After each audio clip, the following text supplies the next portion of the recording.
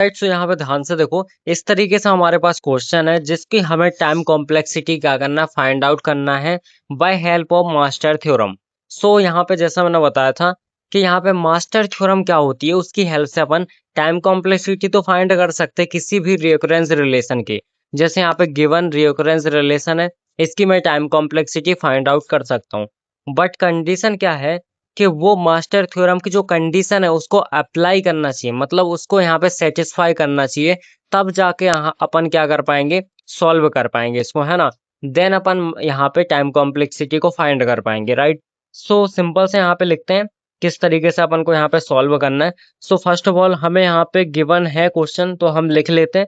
सो अपन यहाँ पे लिखते हैं गिवन दैट, जो चीज हमें दे रखी है कि ए की वैल्यू क्या है, अगर हम इसको कंपेयर करें, ए की वैल्यू 9 है यहाँ से, है ना, और बी की वैल्यू क्या है यहाँ पे 3 है, राइट। देन इसके बाद यहाँ पे एफ ऑफ एन की वैल्यू क्या है, यहाँ पे एन है ऑलरेडी, मैं लिख लेता हूँ। क्लियर है, सो इस तरीके से हो जाएगा। देन उसके बाद हमें पता है कि यहाँ पे अगर मास्टर थ्योरम से हमें इसको सॉल्व करना है, सो इसका मतलब यहाँ पे ये कंडीशन को सेटिस्फाई करना चाहिए। कंडीशन क्या है वो सिंपल से यहाँ पे देखो। सो नाउ यहाँ पे मैं लिख देता हूँ, now we have to check master theorem condition, right.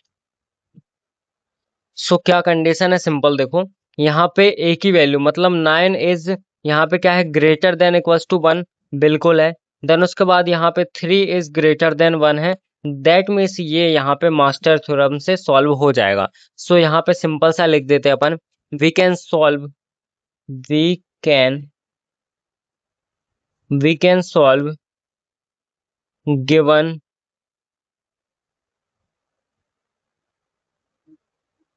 reoccurrence relation by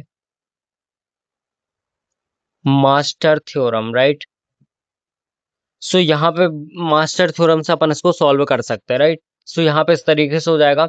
अब ध्यान से सुनो, यहाँ पे अपन ने अप्लाई कर दिया। अब मास्टर थ्योरम की सबसे पहली स्टेप क्या होती है, स्टेप नंबर जो 1 होती है, उसमें अपन क्या करते हैं, एन की पावर लॉग ऑफ यहाँ पे बी, देन ए, और यूनियन ऑफ यहाँ पे एन, इस तरीके से लिखते हैं। देन अपन यहाँ पे क्या करेंगे, यहाँ पे अपन इसको ए और बी की वैल्यू को पुट करेंगे। So put value of a and b, right. So a और बी की वैल्यू को पुट कर देंगे। सो यहाँ पे एन और उसकी पावर हो जाएगा लॉग, देन बी की वैल्यू क्या है 3 है, और ए की वैल्यू क्या है 9 है, इस तरीके से मैंने पुट कर दिया। और यू ऑफ एन ये तो अपना एज इट इज रहेगा, राइट। और यहाँ पे टी ऑफ एन भी लिखना है अपन को, है ना, T of N, right. So यहाँ पे ध्यान से देखो, क्या मैं इसको 9 को 3 की पावर 2 लिख सकता हूँ, दैट मीन्स यहाँ पे एन की पावर लॉग बेस 3 और 3 की पावर 2 और u ऑफ n, इस तरीके से हो जाएगा। सो यहाँ पे आपको एक चीज पता है कि अगर log यहाँ पे a की पावर m हो, तो यहाँ पे m log a हो जाता है ना, इस तरीके से हो जाता है। दैट मीन्स यहाँ पे ये पावर अपनी आगे शिफ्ट हो जाती है। क्लियर है, इस तरीके से हो जाएगा। सो यहाँ पे मैं लिख सकता हूँ t of n will be equals to t of n will be equals to क्या हो जाएगा, n की पावर 2 देन लॉग, और यहाँ पे 3 एंड यहाँ भी 3, u ऑफ n, इस तरीके से हो जाएगा। सो यहाँ पे आपको एक चीज और पता है कि अगर यहाँ पे लॉग देन बेस और यहाँ पे पावर अगर सेम हो, मतलब यहाँ पे भी a है यहाँ पे भी a है, तो इसकी वैल्यू 1 हो जाती है, राइट। तो यहाँ पे 3 है यहाँ पे भी 3 है, सो यहाँ पे 1 हो जाएगा। So that means t of n will be equals to n की पावर 2 हो जाएगा, और u ऑफ n यहाँ पे रहेगा। अब हमें क्या करना है, u ऑफ n की वैल्यू को फाइंड आउट करना है ना। u ऑफ n कहाँ से मिलेगा, हम सिंपल से यहाँ पे लिख सकते हैं कि we know that so u of n is depend on यहाँ पे h of n। So h of n पे डिपेंड करेगा ये, राइट। सो अब यहाँ पे लिखेंगे कि h of n will be equals to function of n divide by n की पावर log, देन यहाँ पे b और यहाँ पे a, राइट, इस तरीके से हो जाएगा। सो अगर मैं यहाँ पे अप्लाई करूँ, सो फंक्शन ऑफ n की वैल्यू क्या थी, ये n, राइट। सो यहाँ पे हो जाएगा n, डिवाइड बाय इसकी वैल्यू हमारी क्या आई है। अगर आप चाहो तो इसको फिर से लिख लेना एक बार, मतलब यहाँ पे कुछ इस तरीके से log देन 3 और 3 की पावर यहाँ पे 2, इस तरीके से आप चाहो तो फिर से लिख सकते हो। सो यहाँ पे क्या आएगा, एन डिवाइड बाय यहाँ पे अपनी value I N square, that means यहाँ पे एन इनवर्स आ जाएगा, ये कैंसिल होगा, फिर वो एन ऊपर चला जाएगा तो एन इनवर्स आ जाएगा। सो यहाँ तक आपको क्लियर होगा, है ना, यहाँ तक कोई भी डाउट नहीं होगा, सिंपल तरीके से आपको समझ में आ गया। ऑल राइट, अब इसके बाद देखो ध्यान से क्या करना है अपन को, यहाँ तक आपका हो गया है ना। अब आपको सिंपल सा पता है कि आपकी जो यहाँ पे एच ऑफ एन की वैल्यू है, एच ऑफ एन, इसकी वैल्यू क्या आई है, एन इनवर्स। अब यहाँ पे अपन चेक करेंगे टेबल के थ्रू, राइट। सो यहाँ पे आपको सिंपल सा दिख रहा है कि देखो ये मेरी यहाँ पे टेबल बनी हुई है ना। अब इसमें क्या दिख रहा है कि जो एच ऑफ एन है उसकी वैल्यू यहाँ पे क्या आई है, एन की पावर समथिंग आई है, मतलब क्या, ये माइनस का वन आई है।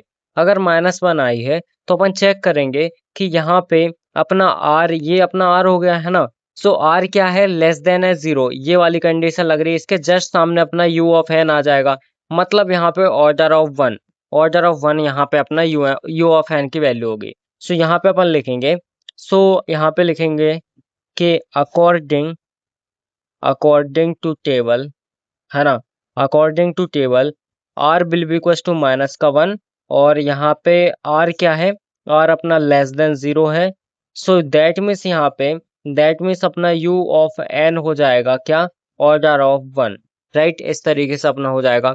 सो यहाँ पे मैं क्या लिखूंगा, अब ये जो अपनी इक्वेशन है, ये इक्वेशन नंबर सेकंड, फर्स्ट अपनी इक्वेशन ये। सो यहाँ पे मैं लिखूंगा put in equation number second. तो इक्वेशन नंबर सेकंड के अंदर अपन u ऑफ n की वैल्यू को पुट आउट कर देंगे, राइट। सो अपन को क्या मिलेगा, यहाँ पे मिलेगा अपन को t of n will be equals to n की पावर 2, और यहाँ पे ऑर्डर ऑफ क्या है, ऑर्डर ऑफ 1 है ना। So t of n will be equals to order of n square. ये क्या है, टाइम कॉम्प्लेक्सिटी है गिवन यहाँ पे जो भी अपन को रिकरेंस रिलेशन दिया था, ये क्या अपनी टाइम कॉम्प्लेक्सिटी है ना, टाइम कॉम्प्लेक्सिटी, ठीक है।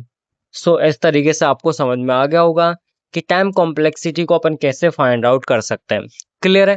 सो होप यहाँ पे आपको सारी चीजें क्लियर होंगी, राइट। अगर मैं फिर से आपको रिकॉल कर दूं एक बार, तो अपन ने क्या किया, सबसे पहले ए बी की वैल्यू को फाइंड आउट किया, चेक किया क्या ये 1 से बड़ी है या फिर 1 के इक्वल है, ठीक है, इस तरीके से। सो यहाँ पे ये कंडीशन सेटिस्फाई हो रही है, देन अपना फॉर्मूला ये लग जाएगा, T of N will be equal to N की power log base B A, है ना, और यहाँ पे u ऑफ n। सो इसमें अपन यहाँ पे a और b की वैल्यू को पुट कर देंगे, इसको सॉल्व वगैरह करेंगे। सो यहाँ पे ये आ जाएगा अपना n स्क्वायर, देन उसके बाद u ऑफ n की वैल्यू को फाइंड आउट करेंगे, ये डिपेंड करेगा h ऑफ n पे। h ऑफ n का फॉर्मूला ये होता है जो आपको दिख रहा है यहाँ पे, है ना। So function of n, then ये same as it is, function of n starting में मिल गया था n, और यहाँ पे इसकी वैल्यू n स्क्वायर आई थी, इसको कैंसिल किया तो यहाँ पे n इनवर्स आ गया अपना। अब जो n इनवर्स है उसमें जो n की पावर है वो क्या है, अपना r है, तो r क्या है अपना लेस देन 0 है, तो टेबल के अकॉर्डिंग यहाँ पे लेस देन 0 है, तो अपने जो अपना u ऑफ n है उसकी वैल्यू ऑर्डर ऑफ 1 हो जाएगी। अगर ऑर्डर ऑफ 1 है तो यहाँ पे अपन इस फॉर्मूले में यहाँ पे अप्लाई करेंगे ऑर्डर ऑफ 1, तो यहाँ पे n का स्क्वायर, मतलब ऑर्डर ऑफ n स्क्वायर अपनी टाइम कॉम्प्लेक्सिटी आ जाएगी। बस इतना सा काम है, ठीक है। सो ऑल राइट, आपको क्लियर हो गया होगा, है ना।